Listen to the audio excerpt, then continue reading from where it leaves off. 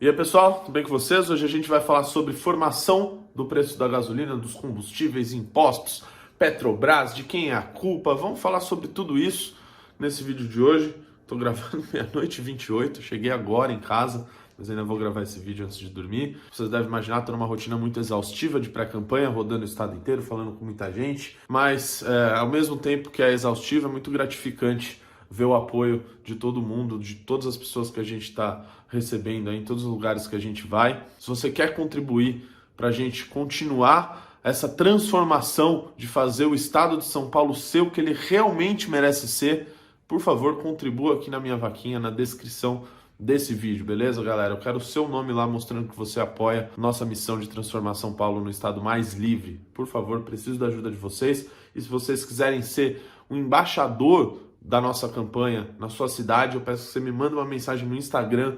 Aqui os links estão na descrição, beleza? Vamos começar aqui falando sobre a formação do preço da gasolina, dos combustíveis no Brasil. Uma coisa que a gente precisa entender é, metade do preço do combustível, da gasolina, ele é formado pelo custo de produção no Brasil. E nesse custo de produção está envolvido o custo operacional e o dólar. Sobre o custo operacional, primeiro, aqui no Brasil tem algo chamado custo Brasil. Tudo para fazer aqui é muito caro. A legislação trabalhista é atrasada, as coisas são mais caras, falta competitividade. Aqui no custo operacional é importante a gente saber que a Petrobras ela faz tudo, desde a extração do petróleo até o refino do mesmo.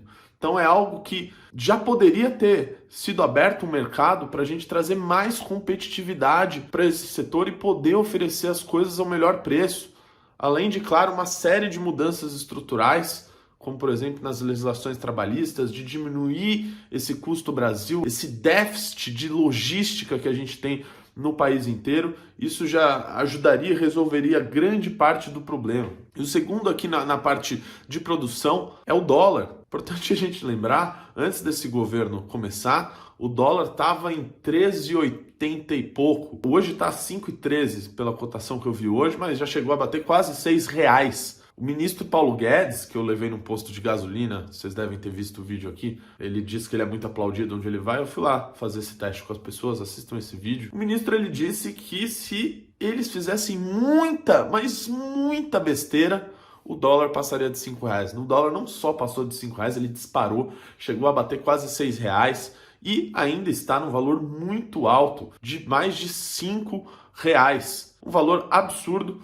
A gente tem a nossa política de preço dos combustíveis baseado no PPI, que é o preço de paridade internacional. Então, quanto mais a nossa moeda estiver desvalorizada perante o mundo, nós é quem pagaremos a conta do preço alto dos combustíveis. O outro ponto é sobre os impostos.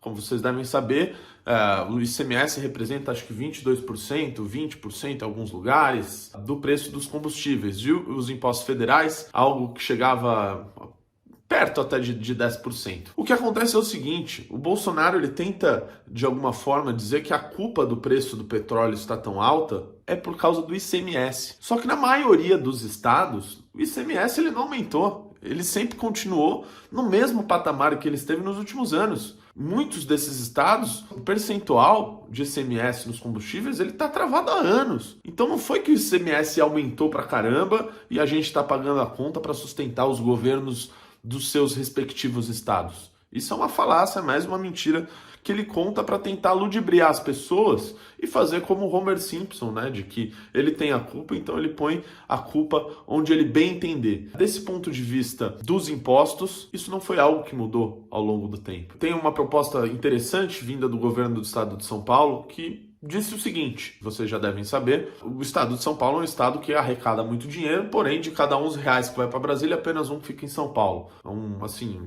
pacto federativo que acaba privilegiando estados que não cumprem com a lição de casa de austeridade nos seus respectivos estados e acabam bancando aí benefícios e privilégios para determinadas classes com o dinheiro de estados superavitários, como é o caso do estado de São Paulo. O governo do estado de São Paulo fez a seguinte proposta: olha, eu posso zerar o valor do ICMS, desde que a União dê alguma contrapartida para o nosso estado, uma vez que é um estado que paga muito mais do que recebe. Como, por exemplo, suspender a dívida do estado de São Paulo com a União por 2 anos seria o suficiente para zerar os impostos de ICMS, uma vez que São Paulo deixaria de pagar 46 bilhões de reais por ano da União. E, claro, esse é um valor de dívida que está sendo rolado, etc. Mas, do ponto de vista de justiça perante o quanto São Paulo contribui com a União, seria algo muito justo e que daria para, no mínimo, dar uma aliviada no preço dos combustíveis. Mas é importante a gente lembrar o seguinte: com o dólar subindo, com o dólar alto da maneira que está, essa diferença dos impostos seria comida pela valorização do dólar em pouco tempo. Então, assim, seria uma medida assim que daria para mitigar por pouco tempo. O Bolsonaro, ele é cheio de dizer que esse preço do dólar aí e tal, e tá alto, e é culpa do Temer que fez o PPI, sendo que, por mais que eu não concorde que essa seja a solução, mas como o Bolsonaro critica o preço de paridade internacional, ele poderia até alterá-lo, ele não critica isso, uma vez que ele tem, dos 11 assentos do Conselho de Administração da Petrobras, quem indica 6 deles, mais da metade, é o próprio governo federal. Então bastaria ele trocar o próprio conselho que ele indicou e fazer um outro tipo de política de preço, sabe-se lá, tirada da onde. Ele poderia ir por essa linha, não é a linha que eu acho a mais razoável. Eu acho que a mais razoável seria, primeiro, abrir o mercado para a gente trazer mais competitividade para o refino desse petróleo. E outro ponto, controlar a economia. A gente está com uma economia que não tem mais teto de gastos. É um governo que fala em vamos zerar impostos sem cortar gastos. Pera loucura isso. Você aumenta o gasto público e diminui a arrecadação do Estado. Qual o sentido que tem nisso? Se fosse um governo austero, que tivesse medidas de austeridade reais, seria um governo que poderia falar em corte de impostos de fato e não substituições tributárias para outros setores. Isso é mais uma falácia do Bolsonaro. É um governo que parece que não entende que nós pagamos, por exemplo, privilégios aos montes para o governo federal. É um governo que, em todas as reformas que foram feitas para dar mais austeridade para o Estado, o governo sabotou. Quem não lembra do que foi feito na reforma da Previdência, quando o Bolsonaro simplesmente sabotou a reforma, colocou classes especiais para o funcionalismo público para saírem da reforma, boicotou a aprovação da reforma durante todo esse tempo, boicotou a reforma administrativa, boicotou a reforma tributária que poderia ajudar a melhorar o ambiente de negócios no país e, portanto, melhorar a questão do custo Brasil e os custos operacionais e de produção que a gente tem e que impacta diretamente no preço da gasolina. Então, assim, muita coisa poderia ter sido feita. O Bolsonaro, ele parte para uma linha em que ele critica absolutamente tudo que é feito pelo próprio governo dele, porque a intenção dele nesse ponto é retirar a culpa de si mesmo e dizer que ele também é uma vítima. Só que ele não é uma vítima porcaria nenhuma. Vítima é você, vítima somos nós, que estamos pagando 7, 8 reais por 1 litro de gasolina, por culpa da ineficiência desse governo que tenta se retirar da culpa, de uma culpa que ele mesmo criou.